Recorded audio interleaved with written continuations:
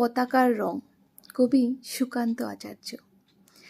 বলো তো দেখি পতাকার মোদের কয়টি রং আছে? শিক্ষক এসে শুধালেন হেসে দ্বিতীয় শ্রেণীর কাছে। একসাথে মিলে সব ছেলে বলে চিৎকার করে জোরে, তিনটি বর্ণ রয়েছে রাঙানো জাতীয় পতাকা জুড়ে।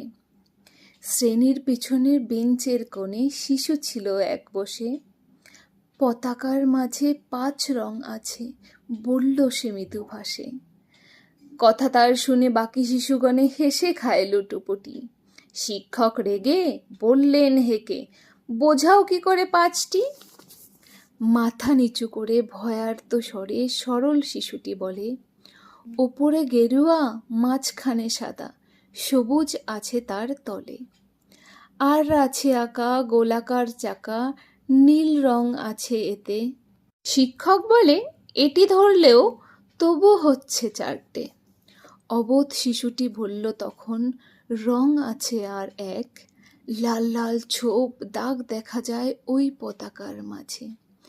বাবাকে যখন আনলো ওনরা, কফিনের ঢাকা খুলে জড়ানো রয়েছে দেহখানা তার পতাকা আর ফুলে। রক্তের দাগ ছিল লাল ছোপ ওই পতাকার মাঝে।